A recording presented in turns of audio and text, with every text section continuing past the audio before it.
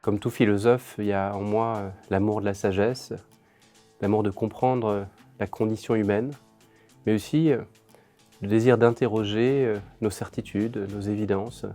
C'est l'un des autres visages de la philosophie. Alors, je suis très heureux de participer à ce colloque qui porte à la fois sur la science et la conscience, tout cela dans une perspective plus générale qui est la quête de sens. À côté de neuroscientifiques, à côté de physiciens de la matière, la physique quantique, il est bon qu'un philosophe vienne interroger le savoir constitué et chercher à lui donner du sens. C'est là son rôle. Et donc c'est dans ce cadre que je vais intervenir dans ce colloque international.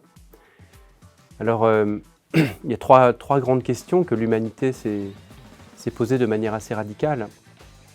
La première, c'est quelle est la nature de la réalité? La deuxième, c'est qui suis-je? Et la troisième, c'est quelle est l'origine de tout ce qui est, l'origine du mouvement, l'origine de la matière? Quelle est la source de l'être? Et c'est vrai que la science, en particulier la science de la matière, c'est plutôt centré sur la première, quelle est la nature de la réalité? Alors que les grandes traditions spirituelles de l'humanité et la philosophie, à certains égards, a davantage porté sa quête sur ces trois questions. Mais du point de vue des traditions spirituelles, ce qui est assez étonnant, c'est que la réponse à ces trois questions, qui pourraient être trois questions très différentes, semble avoir une certaine connivence. La chose très étonnante, c'est que la science, qui au départ ne s'intéressait qu'à la première de ces questions, quelle est la nature de la réalité, en est venue, en particulier à partir du XXe siècle, à rejoindre l'importance de considérer les deux autres. Qui suis-je? Et quelle est la source? Quelle est la cause première? Quelle est l'origine de l'être? Et dans mon intervention de ce colloque, je vais un petit peu creuser cette affaire. Alors pour moi, lorsqu'on veut parler de la nature du réel, il faudrait distinguer deux mouvements. Il y a un mouvement qui consiste pour l'être humain, soit à travers une démarche rationnelle ou scientifique, philosophique, scientifique, soit à travers une démarche spirituelle et mystique, d'essayer de remonter à la source du réel et de dire que la nature fondamentale du réel est au-delà de ce qui nous apparaît, au-delà des phénomènes, au-delà des apparences. Et donc, l'être humain est amené à élever sa conscience intellectuellement ou bien à élever sa conscience spirituellement pour aller vers cette source première. La différence, c'est que ceux qui emploient la voie de l'intellect rencontrent l'idée de cause première. Ceux qui emploient la voie de la mystique rencontrent plutôt de la lumière et un amour inconditionnel. Ce n'est pas totalement la même chose. Donc ça, c'est une première approche, c'est d'essayer de remonter à la source. Mais la deuxième approche et la deuxième voie, qui est complémentaire et qui est fondamentale, c'est que lorsqu'on veut comprendre la nature du réel, cette fois-ci, il va falloir non pas s'échapper du monde des phénomènes, de ce qui nous apparaît, mais s'ancrer toujours davantage dans la matière, dans le corps, dans les sens, dans la sensibilité humaine. Il ne s'agit pas de quitter la subjectivité pour aller vers une objectivité pure, il s'agit de se plonger dans l'expérience vivante, charnelle du monde. Et je crois qu'il n'y a pas de véritable voie intérieure, voie spirituelle de transformation de l'homme sans passer par cette rencontre avec la vie ici-bas. D'un côté, on voudrait sortir de la caverne, et d'un autre côté, notre vie est aussi au fond de la caverne, nous avons à y jeter l'ancre. Et donc la nature du réel, c'est aussi le lieu dans lequel peut-être cet absolu dont on parlait tout à l'heure vient se manifester, vient se refléter comme dans un miroir. Eh bien, tout part d'abord dans la manière dont une société s'organise, la manière dont elle va considérer l'environnement qui l'entoure, d'un certain niveau de conscience, d'une certaine manière d'entrer en relation justement avec lui-même, avec la nature, avec ce qui l'entoure. Et donc, indéniablement, lorsqu'on observe une société, nous avons les symptômes et les manifestations du niveau de conscience auquel les individus se situent.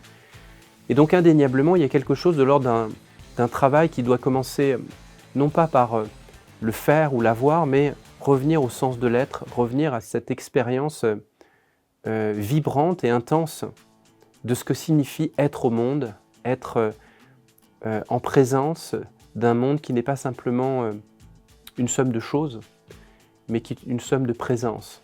Et plus on commence à creuser cette expérience de la présence, plus on fait l'expérience qu'il y a quelque chose de sacré. Et plus on fait l'expérience qu'il y a quelque chose de sacré, plus on se rend compte que derrière toutes les sacralités que je peux rencontrer, il y a quelque chose de l'ordre d'une unité. Et alors à ce moment-là, je commence à sentir une sorte de fraternité avec les autres, au-delà des frontières culturelles, des frontières de liens de sang ou de croyances. Je commence à sentir qu'il y a une fraternité avec le cosmos, puisque finalement nous sommes aussi des poussières d'étoiles.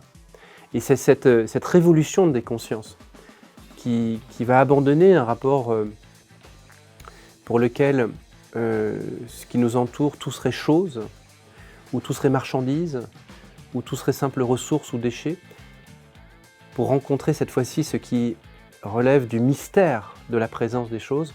C'est dans cette révolution de conscience que je pense que l'avenir de l'humanité réside. Il ne suffit pas d'être homme, encore faut-il devenir humain. Autrement dit, il ne suffit pas de faire partie de l'espèce biologique qu'on appelle homme, il faut manifester des qualités éthiques qu'on caractérise par humain. Lorsque par exemple on dit que quelqu'un est très humain, on ne veut pas dire par là qu'il fait partie de l'espèce biologique homme, mais qu'il manifeste des qualités morales, éthiques. Et donc tout le travail, qu'on soit dans une civilisation technicienne ou qu'on n'y soit pas, ça va être de penser les moyens d'une élévation de la conscience morale et spirituelle de l'humanité. Indéniablement, la fascination devant la technique vient occuper de nos jours beaucoup de place, au point de nous faire oublier la vocation spirituelle de l'homme. Et donc nous sommes comme face à un tournant.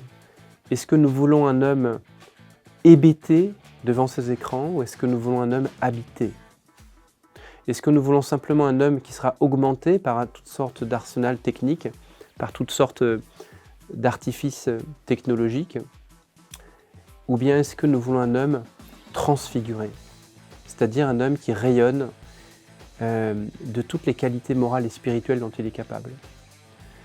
Cet homme transfiguré ne signifie pas qu'il ne pourrait pas utiliser telle ou telle technologie au demeurant, mais par contre, l'illusion consiste à croire que cette transfiguration de l'homme, cet éveil spirituel de l'homme passe par la technique.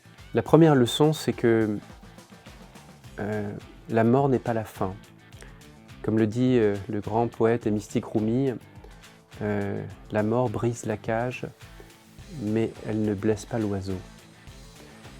Et donc, que ce soit au cœur de nos vies, à chaque fois que nous passons d'une situation existentielle à une autre, ou que ce soit dans ce qu'on appelle le grand passage, à chaque fois il y a quelque chose de l'ordre d'une zone de turbulence, d'une tension que l'on traverse.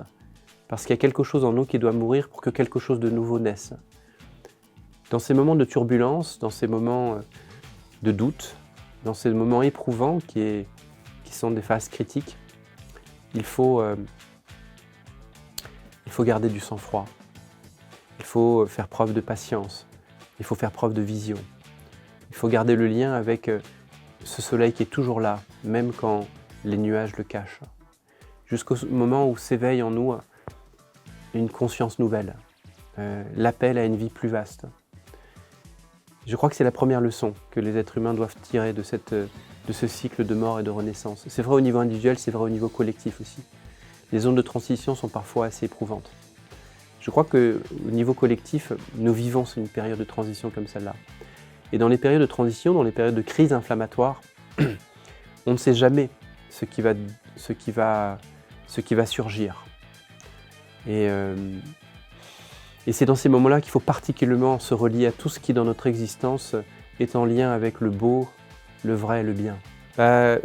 Pour être le plus pragmatique et concret possible, eh bien, se mettre en lien avec tous ces instants qui dans notre vie nous ont mis au contact de la bonté, de la gentillesse, tous les moments où on a été touché, émerveillé par la beauté d'un paysage ou d'un visage.